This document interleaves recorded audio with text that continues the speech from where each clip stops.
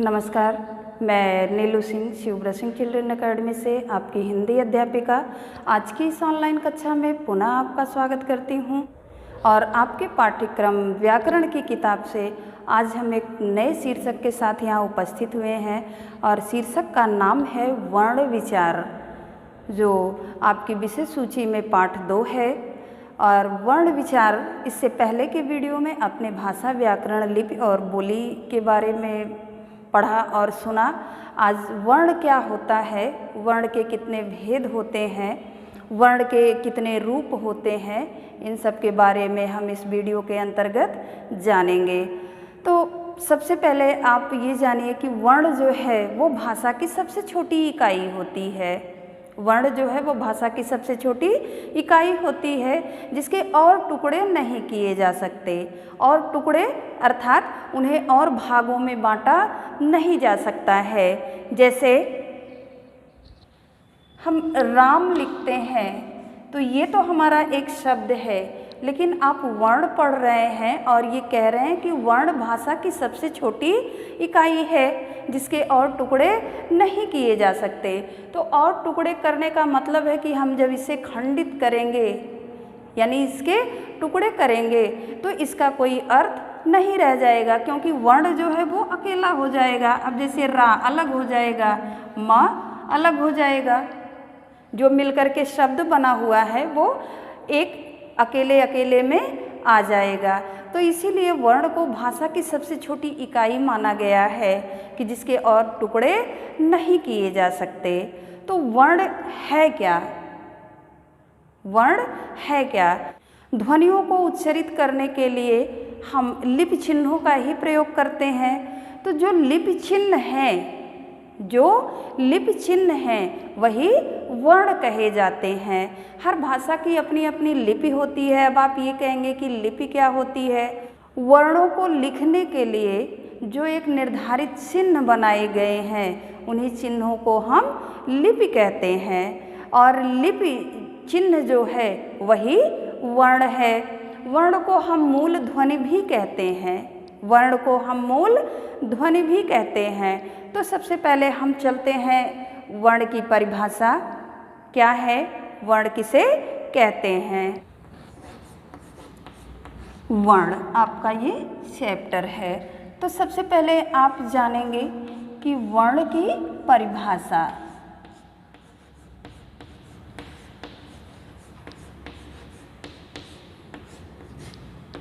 तो इसे लिखेंगे हम कि वर्ण भाषा की सबसे छोटी इकाई होती है।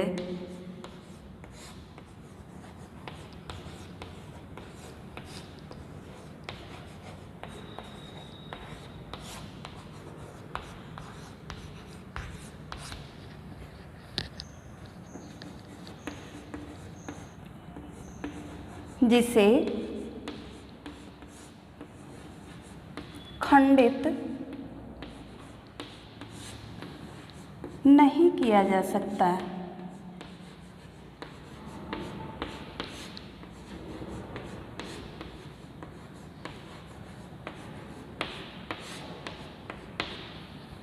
ये तो वर्ण की परिभाषा है।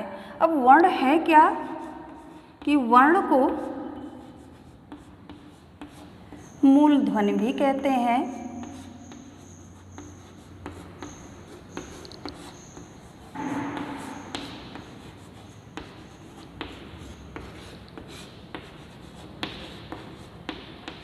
वर्ण को मूल ध्वनि भी कहते हैं। तो प्रत्येक उच्चारित ध्वनियों के लिए हमें एक लिपि चिन्ह की आवश्यकता होती है।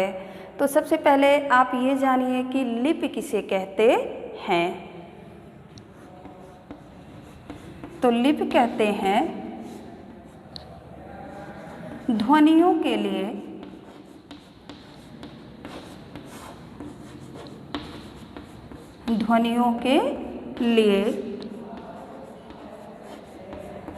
निर्धारित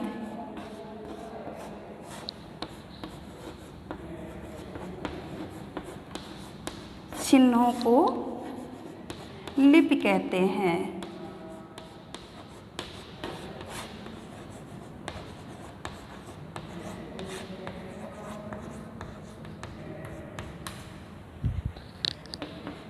लिपि के बारे में आपने पहले पाठ के वीडियो में भी पढ़ा है। तो ध्वनियों के लिए जो निर्धारित चिन्ह होते हैं उन्हीं चिन्हों को हम क्या कहते हैं? वर्ण कहते हैं। भाई जो चिन्ह बने हैं, लिपि चिन्ह जो हैं वही वर्ण कहलाते हैं। तो ये परिभाषा आपको बताती है कि वर्ण जो है वो भाषा की सबसे छोटी इकाई है जिसे खंडित नहीं किया जा सकता है। तो यानी जो लिपि चिन्ह जैसे अब आ है,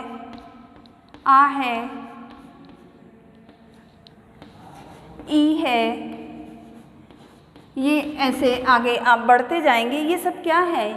ये ध्वनियों को उच्चारित करने के लिए एक निर्धारित किए गए चिन्ह हैं और यही जो निर्धारित चिन्ह हैं यही वर्ण कहलाते हैं। लिपि के लिए जो निर्धारित चिन्ह बनाए गए हैं वही चिन्ह क्या कहलाते हैं? वर्ण कहलाते हैं। तो आपने ये जाना कि वर्ण क्या है और किसे कहते हैं। किसी भी भाषा में जितने भी निर्धारित वर्ण चिन्ह होते हैं उनके समूह को हम वर्णमाला कहते हैं। यानी वर्णों का जो एक निश्चित और क्रमबद्ध समूह होता है उसे हम क्या कहते हैं? उसे वर्णमाला कहते हैं। अब हम चलते हैं कि वर्ण के कितने प्रकार होते हैं। वर्ण के प्रकार,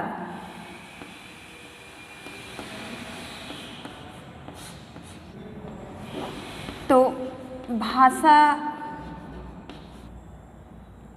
की इन ध्वनियों को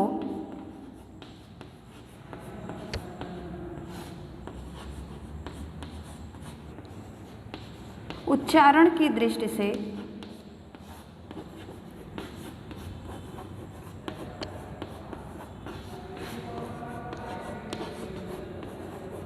दो भागों में बांटा गया है।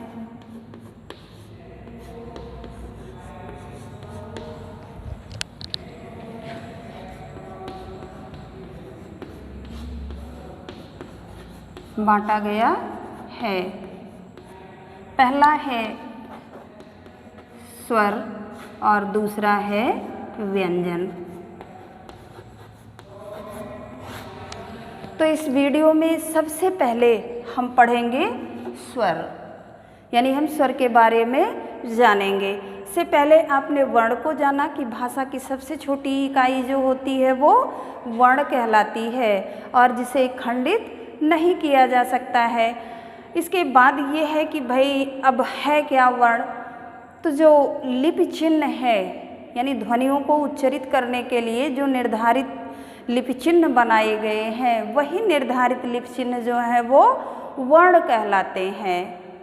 इसके बाद वर्णमाला का नंबर आता है कि हर भाषा में वर्ण होते हैं और हर भाषा में जितने भी वर्ण होते हैं उनका एक समूह जो होता है वह वर्णमाला कहलाता है।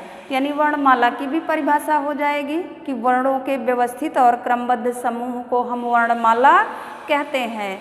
तो इसके बाद वर्ण के प्रकार पर आते हैं हम। तो भाषा की इन ध्वनियों को उच्चारण की दृष्टि से, उच्चारण यानी बोलने की दृष्टि से हम दो भागों में बांट लेते हैं। पहला है स्वर और दूसरा है व्यंजन। तो आज की इस वीडियो में हम स्वर के बारे में जानेंगे कि स्वर कितने होते हैं, स्वर किसे कहते हैं और स्वर के कितने प्रकार होते हैं, स्वर के कितने भेद होते हैं। तो पहला भेद है स्वर। स्वर की परिभाषा,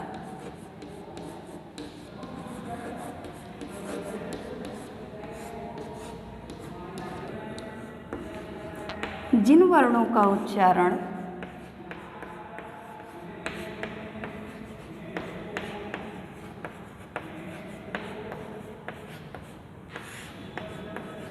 बिना किसी रुकावट के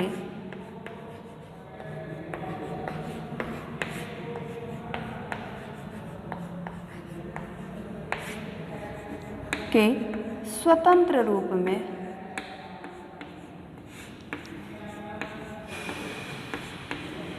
रूप में होता है उसे स्वर कहते हैं।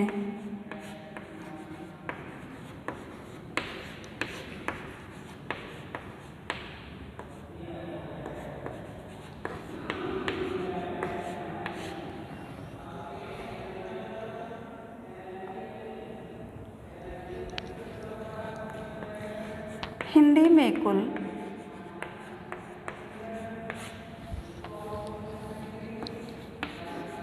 11 स्वर हैं।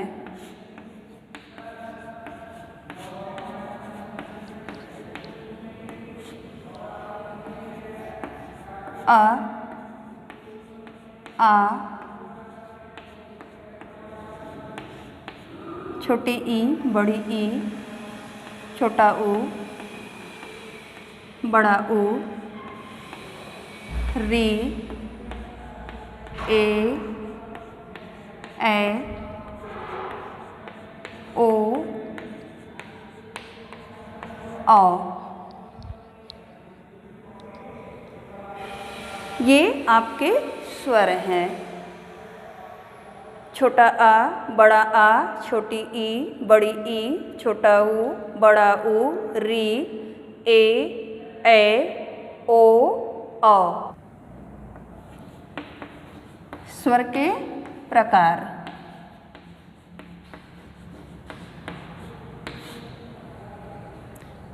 ये हिंदी में 11 स्वर हैं। इसके बाद हम चलते हैं कि स्वर के कितने प्रकार होते हैं। तो स्वर जो हैं वो 3 प्रकार के होते हैं। स्वर कितने प्रकार के होते हैं? 3 प्रकार के।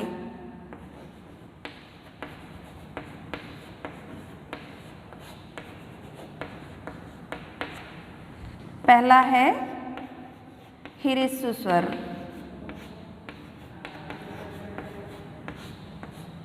जिसे आप छोटा स्वर कहते हैं। जैसे अ है, ई है, ऊ है। ये क्या है? ये बिना मात्रा वाले वर्ण हैं। तो बिना मात्रा वाले वर्ण जो हैं वो क्या कहलाते हैं? हम आम बोलचाल की भाषा में उसे कहते हैं कि जैसे छोटा आ, छोटी ई, छोटा ओ। तो उसे जब हम स्वर के प्रकार में आते हैं तो उसे छोटा नहीं कहा जाता है। उसे छोटा ना कह करके क्या कहते हैं? ह्रस्व स्वर। स्वर के यहाँ हमने 3 प्रकार बताए हैं। तो क्रम से हम एक एक स्वर के बारे में आपको बताएंगे। तो इसकी परिभाषा है कि जिन स्वरों के उच्चारण में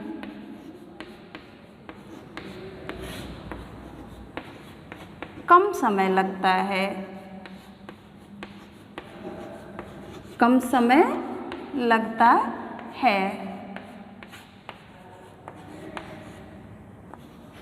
उन्हें ह्रस्व स्वर कहते हैं।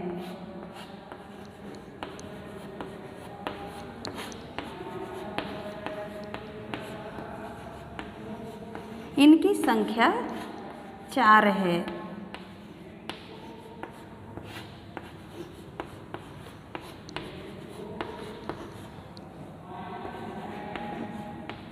अ, ई, ऊ और री। ये 4 जो बिना मात्रा वाले वर्ण हैं ये क्या कहलाते हैं?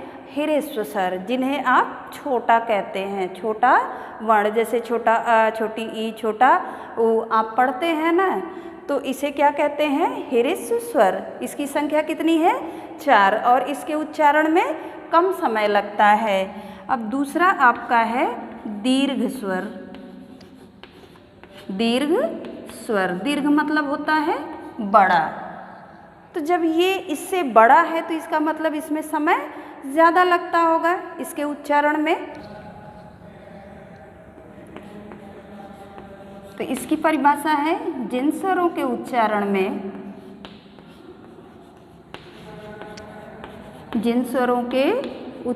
में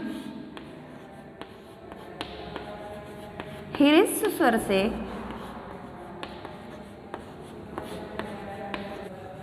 दुगुना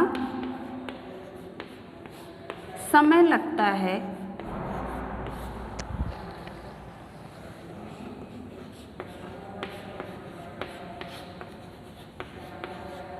उन्हें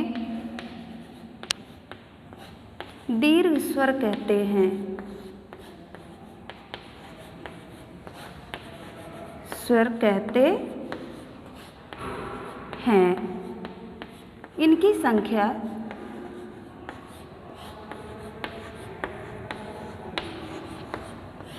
7 होती है। इनकी संख्या 7 मानी गई है। इसमें सारे मात्रा वाले वर्ण ही आएंगे। आ, बड़ी ई, ऊ, ए, ओ, औ। ये 7 अक्षर आपके दीर्घ स्वर कहलाते हैं। तीसरा स्वर है प्लुत स्वर।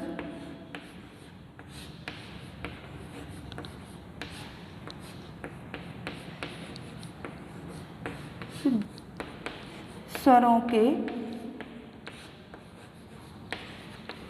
उच्चारण में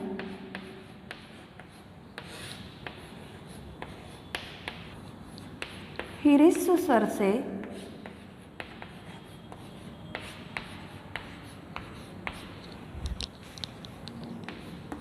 तिगुना समय लगता है।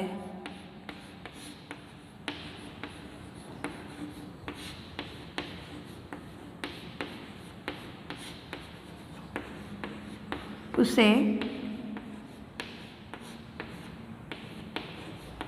प्लुत स्वर कहते हैं।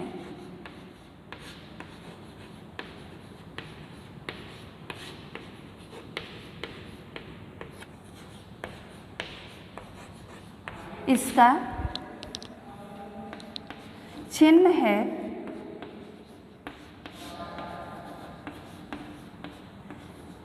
चाहे आप अंग्रेजी में यस बना सकते हैं या आप हिंदी गिनती का 3 भी लिख सकते हैं। दोनों तरह से प्लुत का स्वर लगता है, ये भी और ये भी।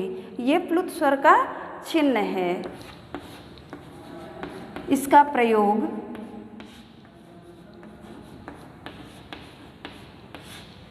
जोर से पुकारने,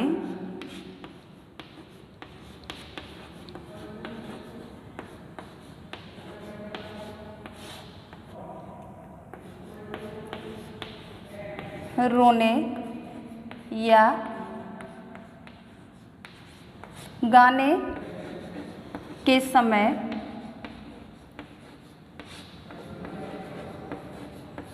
किया जाता है।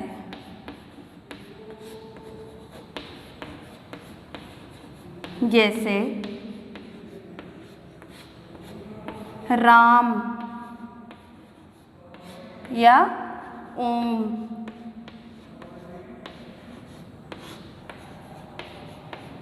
आदि।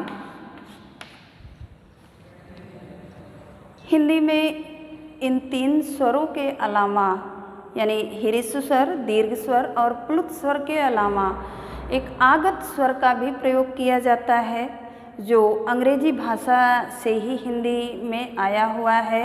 उसका प्रयोग ओ और औ के बीच का होता है।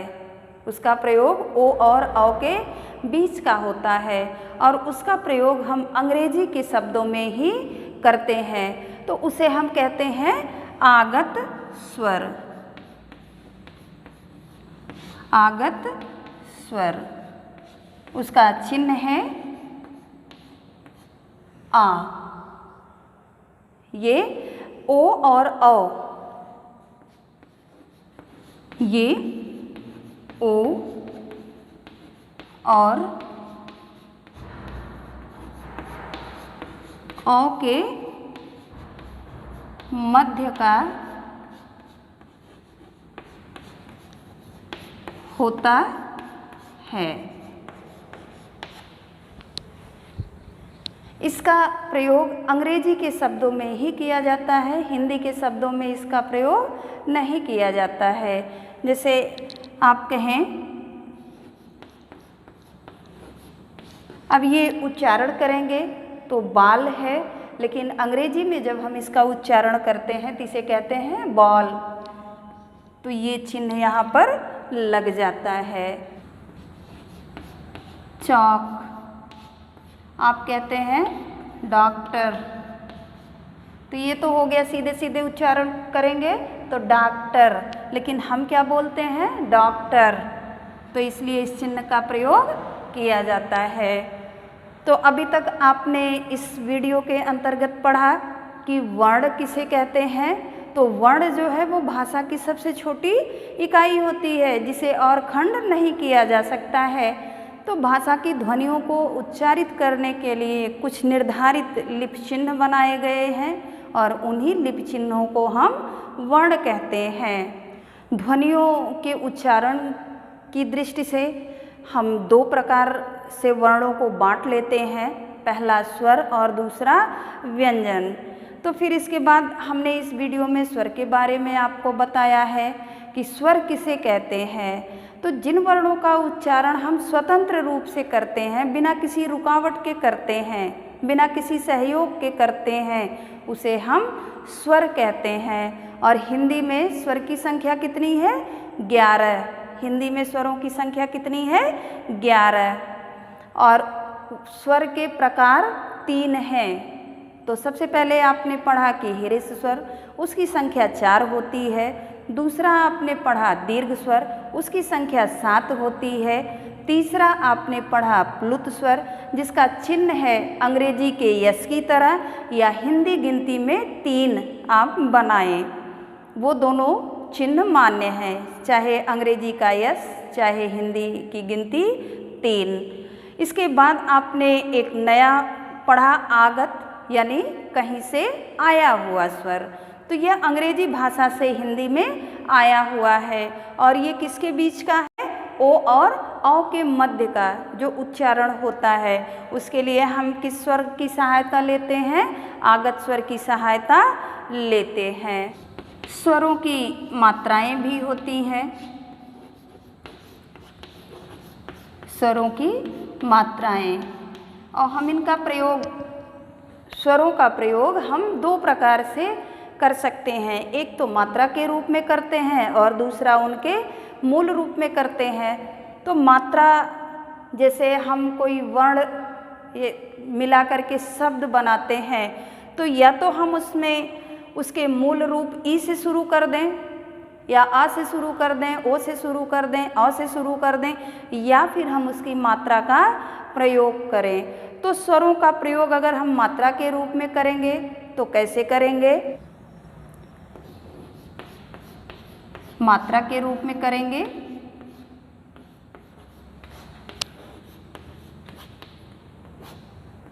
जैसे चाल।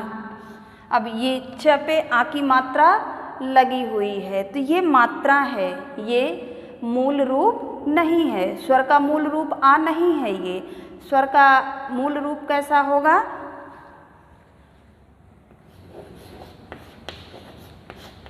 मूल रूप में अगर हम करेंगे तो रूप में करना हुआ, तो जैसे अनार या ईख। ई का प्रयोग यहाँ पे मूल रूप में हुआ है। अगर ई का प्रयोग हम मात्रा के रूप में करें तो यही शब्द हो जाएगा, जैसे लिखना हुआ हमें पीला। यहाँ भी ई की मात्रा लगी हुई है, वो भी बड़ी ई की। तो ये तो मात्रा के रूप में है और यह अपने मूल रूप में है। तो स्वर का हम 2 तरह से प्रयोग भी करते हैं, एक मात्रा के रूप में प्रयोग करते हैं और एक उसके मूल रूप में प्रयोग करते हैं। अगला है हमारा अयोग वा।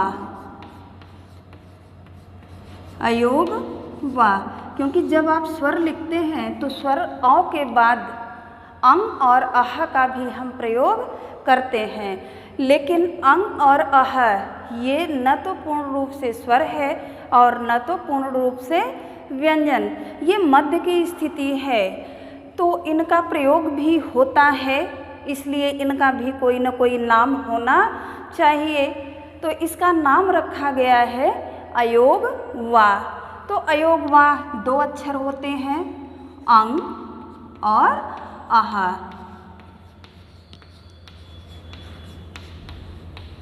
हम इन्हें न तो स्वर के साथ लिखते हैं और न ही व्यंजन के साथ लिखते हैं, लेकिन इनका भी प्रयोग हिंदी में होता है। तो इसलिए इन्हें हम क्या कहते हैं, अयोग वा। और इन दोनों चिन्हों के भी नाम रखे गए हैं। ये दोनों चिन्ह भी अपने आप में निर्धारित किए गए हैं कि ये चिन्ह कौन से हैं। हिंदी वर्णमाला में जब भी आप लिखा देखेंगे तो इन्हें स्वर के साथ ही लिखा पाएंगे, लेकिन इनकी गिनती जो है वो स्वर में नहीं होती है और न तो ही व्यंजन में ही होती है। तो इसलिए इन्हें बीच का मान लिया गया है। तो इसका जो चिन्ह होता है वह है अनुस्वार।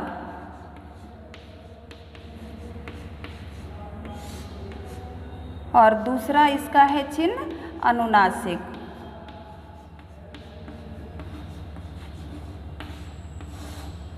ये तो अंग के दोनों निशान हैं, यानी अनुस्वार और अनुनासिक। ये किसके हैं, अंग के। आहा मतलब होता है, इसका चिन्ह जो है वो विसर्ग है। इसका चिन्ह क्या है, आहा का विसर्ग। हमारे हिंदी वर्णों का जो वर्ग बनाया गया है, प्रत्येक वर्ग में 5-5 अक्षर होते हैं और हर वर्ग का जो 5वां अक्षर होता है, हर वर्ग का जो 5वां अक्षर होता है वो नासिक कहलाता है। 5वां अक्षर जो होता है वो नासिक कहलाता है। तो अर्थात अनुस्वार जो है इसका उच्चारण हमेशा नाक से किया जाता है। तो इसे बिंदु के रूप में हम इसका प्रयोग करते हैं। तो जैसे गंगा, ये अब जो ये लाइन वर्ण के ऊपर लगाई जाती है हम इसे कहते हैं शिरोरेखा। और अनुस्वार का प्रयोग जो होता है वो हमेशा शिरोरेखा के ऊपर ही होता है। तो हमने अभी इसे लिखा है, इसका उच्चारण करेंगे तो उच्चारण होगा गगा। ये क्या है, गलत है, क्योंकि हम कहना चाह रहे हैं गंगा। तो गंग, अंग की मात्रा इसमें आ रही है। तो अंग की मात्रा का प्रयोग हम अनुस्वार के रूप में कर देंगे। एक बिंदु के रूप में हम अनुस्वार मात्रा का प्रयोग करते हैं। अब जैसे गंगा है, दंगा है, ये सब इसके उदाहरण हैं। इसका दूसरा जो है निशान अनुनासिक। अनुनासिक ध्वनियों में हवा मुख के साथ साथ नाक से भी निकलती है, यानी दोनों का प्रयोग इसमें होता है, मुख और नाक का भी। अनुनासिकता स्वर का ही गुण है और इसके चिन्ह को दर्शाने के लिए हम चंद्र बिंदु का प्रयोग करते हैं। जैसे हमें लिखना हुआ चाँद, तो लेकिन अभी यहाँ पर चाँद सही नहीं लिखा गया है। शिरोरेखा के ऊपर ही इसका हम प्रयोग करते हैं, लेकिन बिंदु के रूप में नहीं, क्योंकि बिंदु के रूप में हम अंग का प्रयोग कर चुके हैं। हमें यहाँ चंद्र बिंदु अनुनासिक, ये आपको बताया गया कि अनुस्वार का उच्चारण जो है नाक से होता है, क्योंकि हर वर्ग का 5वां अक्षर जो होता है वो नासिक के होता है। और इसके उच्चारण में हवा मुख के साथ साथ नाक से भी निकलती है, तो इसलिए इसे कहा जाता है चाँद। तो इसका चिन्ह जो है इस तरह से प्रयोग किया जाता है। जैसे चाँद है, ऊंट लिखना हुआ आपको, ऊंट, तो आप चंद्र बिंदु का प्रयोग करेंगे। तो ये तो आपके चिन्ह हुए अनुस्वार और अनुनासिक। विसर्ग, अह मतलब विसर्ग होता है। इसका प्रयोग वैसे संस्कृत में ज़्यादा होता है, जो ह के रूप में प्रयोग किया जाता है, लेकिन पूरा ह नहीं रहता है, इसलिए इसे विसर्ग के रूप में हम प्रयोग करते हैं। जैसे लिखना हुआ प्रातः, अब ये प्रात है, अब यहाँ ह अगर लिख के प्रातः लिखें तो उच्चारण की दृष्टि से ये सही नहीं जान पड़ता, तो इसलिए इसे फिर लिखते हैं प्रातः या नमः। हम यहाँ पर किसका प्रयोग करते हैं? विसर्ग का प्रयोग करते हैं, जो चिन्ह हमारा है आह। तो ये तो आपके वर्ण में आए स्वर के भेद हैं कि स्वर के कितने भेद हुए, स्वर के भेद पढ़ाए गए। उसमें औ के बाद जो अंग और आह बचा, उन अक्षरों का प्रयोग कहाँ होता है और कैसे होता है, इसके बारे में आपको बताया गया। तो इसलिए इसे फिर लिखते हैं प्रातः या नमः।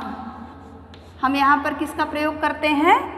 विसर्ग का प्रयोग करते हैं, जो चिन्ह हमारा है आह। तो ये तो आपके वर्ण में आए स्वर के भेद हैं कि स्वर के कितने भेद हुए, स्वर के भेद पढ़ाए गए। उसमें औ के बाद जो अंग और आह बचा, उन अक्षरों का प्रयोग कहाँ होता है और कैसे होता है, इसके बारे में आपको बताया गया।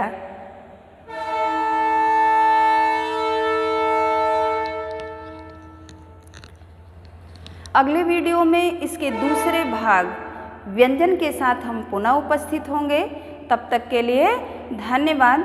और आप वीडियो को ध्यानपूर्वक देखिएगा, जिससे आपको अपना यह पाठ अच्छे से समझ में आ जाए। आप वीडियो के साथ साथ अपनी किताब की भी सहायता लीजिएगा।